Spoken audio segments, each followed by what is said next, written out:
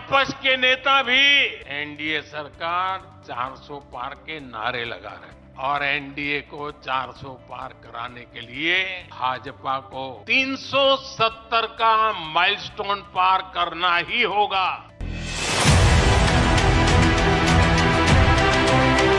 Sisters and brothers of Tamil Nadu, वणक्कम।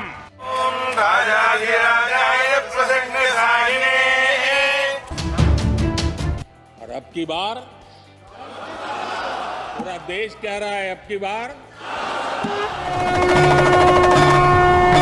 2024 का लोकसभा चुनाव चंद महीनों बाद होने जा रहा है और प्रधानमंत्री मोदी की माने तो तीसरी बार सरकार बनाने जा रहे हैं। मोदी जी का तो अपना मानना है कि बीजेपी 370 प्लस तक सीटें ला सकती है और एनडीए सरकार 400 पार जा सकती है। इसीलिए उन्होंने नारा दिया, अब की बार एनडीए सरकार 400 पार। अब की बार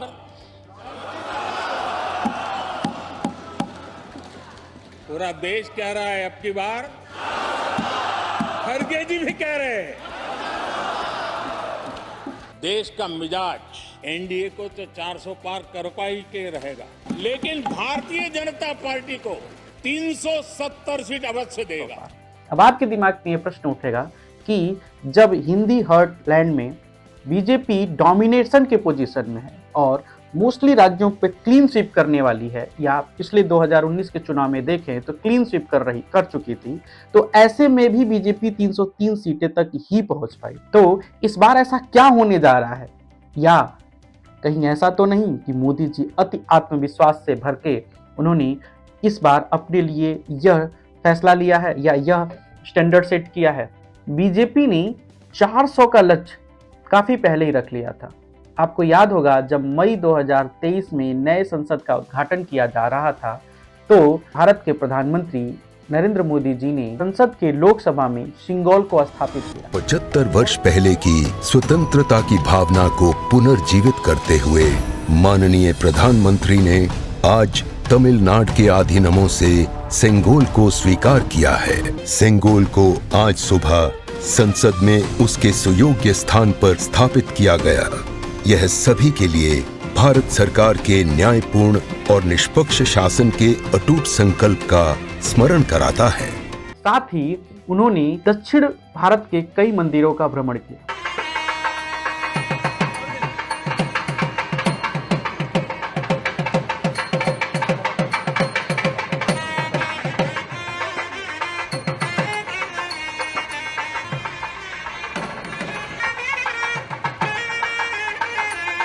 बीजेपी उन राज्यों में भी अपने पैर पसारने की कोशिश कर रही है जहां पे वो एक भी सीट नहीं जीत पाई थी, या किसी चुनाव में, पिछले चुनाव या उससे पहले चुनाव में एक आध सीट जीत थी। ऐसे ही दक्षिण भारत के वो राज्य हैं तमिलनाडु, केरल, कर्नाटक, आंध्र प्रदेश, तेलंगाना और पुडुचेरी। इसके साथ ही बीजेपी बंगाल और उड़ीसा में अपनी दमदार और धमक उपस्थिति जताने की कोशिश कर, जहां बंगाल में वो मुख्य विपक्षी पार्टी के रूप में उभरी है। साथ ही इस बार बीजेपी को वहां पिछली बार से अधिक सीटें जीतने की उम्मीद है। जहां पिछली बार 42 में से 18 लोकसभा सीटें बीजेपी जीत के सबको चौंका दी थी, वहीं इस बार बीजेपी अपने आप को 25 से ऊपर सीटें को लाने की संभावना व्यक्त कर रही है।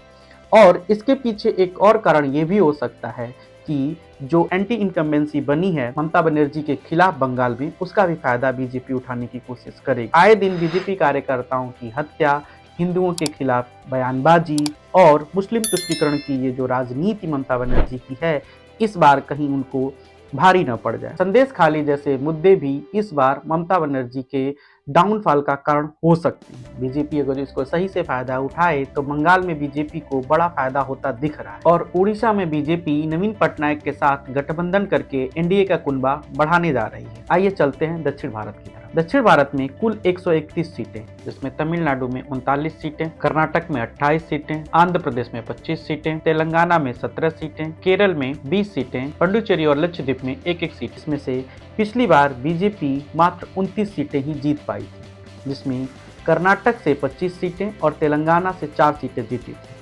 131 सीटों में से इस बार बीजेपी अपने दम पे 40 से 50 सीटें लाने की कोशिश कर रही है। बीजेपी एनडीए के कुनबे को भी बढ़ाने की कोशिश कर रही है। आंध्र प्रदेश में टीडीपी यानी कि चंद्रबाबू नायडू के साथ साथ जन सेवा पार्टी के साथ भी गठबंधन करने जा रही है। लेकिन कुछ ऐसे भी राज्य हैं जहां बीजेपी बिल्कुल भी अपनी जड़ें नहीं जमा पाई हैं, अर्थात बिल्कुल भी वहां उसका कोई जनाधार नहीं है, जिसमें से एक है तमिलनाडु। तमिलनाडु ये वो राज्य रहा है जो बीजेपी के लिए एक अवैध किला सा बना हुआ है। सर्वे की माने तो तमिलनाडु में बीजेपी के लिए जगह बनती हुई दिख। तमिलनाडु की राजनीति में दो बातें मूल रूप से सामने आती। पहला भाषा यानी कि तमिल भाषा, दूसरा द्रविड़ियन राजनीति। द्रविड़ियन राजनीति के जन्मदाता रहे हैं पेरियार। पेरियार एक ऐसी छवि रहे हैं जो विवादित रहे हैं।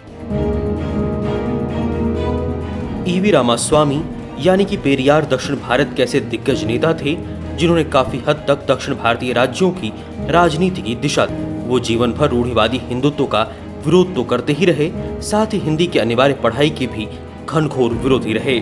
उन्होंने अलग द्रविड़ नाडु की भी मांग कर डाली थी। भाषा और द्रविड़ियन कॉन्सेप्ट जो कि बीजेपी के लिए एक बहुत बड़ा चैलेंज रहा है, इसको सॉल्व करने के लिए बीजेपी ने कुछ स्ट्रेटेजी बनाई है। इस बार बीजेपी का लक्ष्य है कि वो तमिलनाडु में 39 में से ज्यादा सीटें जीतने में कामयाब हो। इसके लिए उन्होंने पूर्व IAS अफसर के अन्नामलई को तमिलनाडु बीजेपी का प्रेसिडेंट बनाया है। के अन्नामलई ये वो व्यक्ति हैं जो दक्षिणी बेंगलोर के पूर्व कमिश्नर रह चुके। बीजेपी के प्रेसिडेंट बनने के साथ ही उन्होंने एक यात्रा का शुभारंभ किया है। जब वो भारतीय जनता पार्टी के प्रदेश अध्यक्ष बनाए गए, तब से लेके अब तक उनका बस एक ही लक्ष्य है, तमिलनाडु में बीजेपी को स्टेब्लिश किया जाए। उसके लिए उन्होंने एन मन एन मक्कल यात्रा का शुभारंभ के द्वारा 10,000 किलोमीटर वाहन से यानी कि व्हीकल से वो पार्टी के लोग यात्रा करेंगे, यानी कि लोगों तक पहुंचेंगे। साथ ही साथ लगभग 700 से अधिक किलोमीटर की पद यात्रा की जाएगी। एक एक विधानसभा पे जा जाके केंद्र सरकार की योजनाओं के बारे में बताया जाएगा। साथ ही साथ तमिलनाडु की जो सरकार है उसके भ्रष्टाचार और विकास के वादे हैं उसके पोल खोलने का भी काम करेगी। सवाल ये उठता है कि क्या सिर्फ इतना ही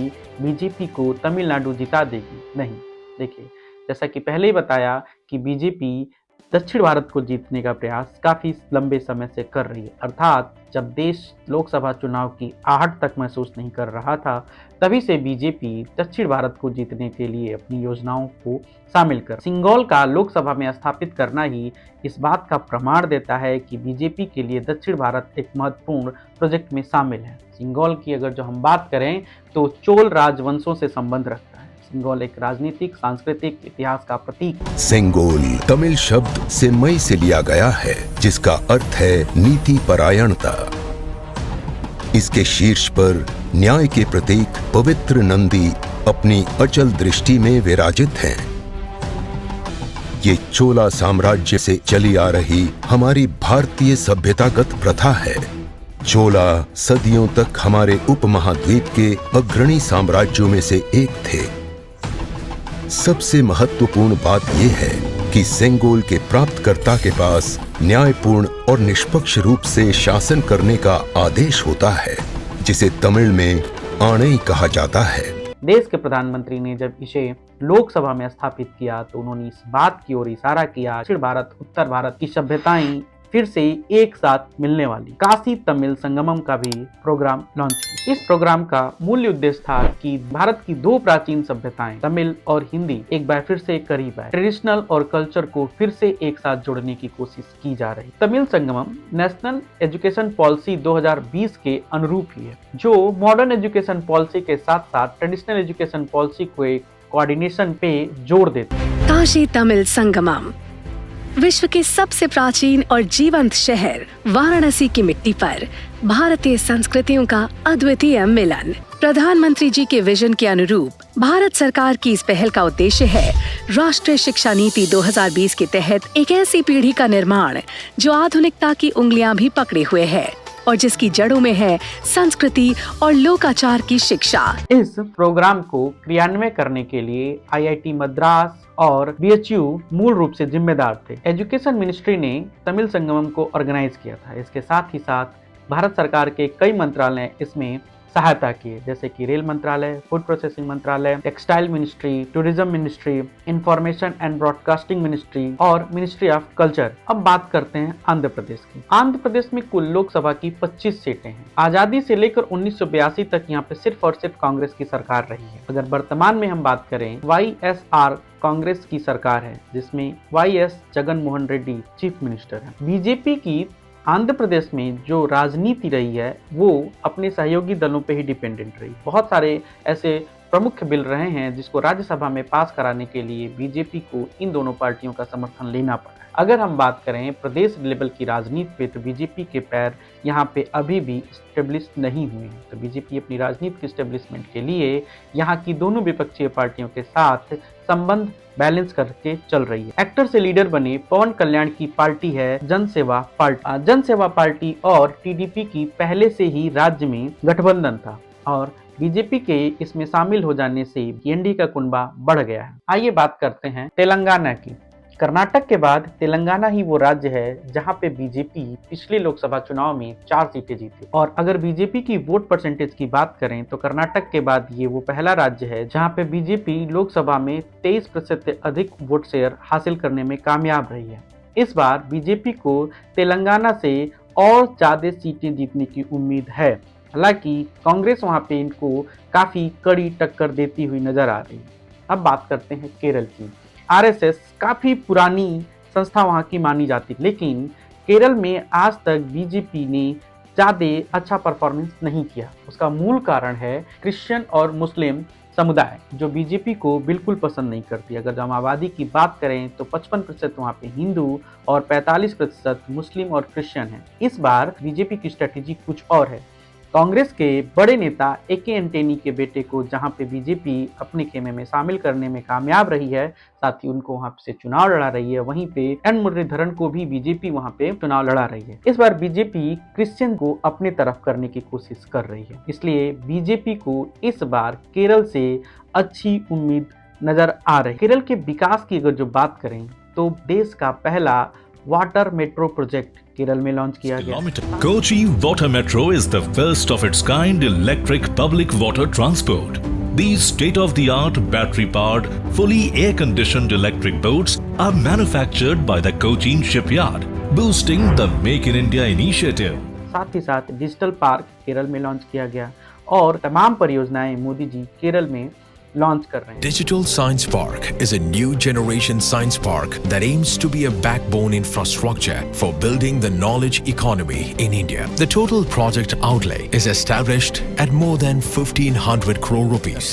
मोदी जी दक्षिण भारत के कई मंदिरों की भी यात्रा कर चुके हैं। अब देखने वाला प्रश्न ये उठता है कि क्या इस बार बीजेपी दक्षिण भारत के किले को जीतने में कामयाब हो पाती है।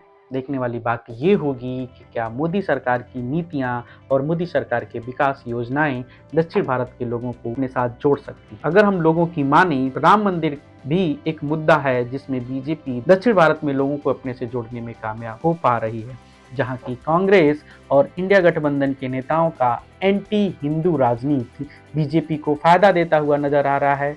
वहीं पे अलग अलग राज्यों की विपक्षी पार्टियों का कमजोर पड़ना और बीजेपी का एक वहां पे एक्सेप्टेंस बढ़ना बीजेपी के लिए ये भी एक फायदेमंद साबित हो सकता है। अपने कुनबे को बढ़ा लेने से एनडीए तो 400 के करीब बढ़ सकता है, लेकिन बीजेपी अपने आप में 370 लेके आ पाए, ये थोड़ी सी परिश्रम की बात होगी। खैर, मोदी जी अभी चुनावी मोड में हैं और भारत के ही नहीं दुनिया के सबसे करिश्माई नेताओं में से एक हैं।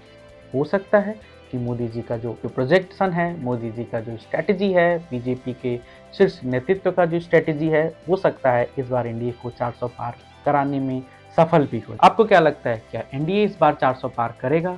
क्या बीजेपी 370 सीटें जीत पाने में कामयाब होगी? अपने विचारों को कमेंट में जरूर लिखें। अगर आपको यह वीडियो पसंद आया हो तो प्लीज इस चैनल को लाइक करें, सब्सक्राइब करें। जय हिंद।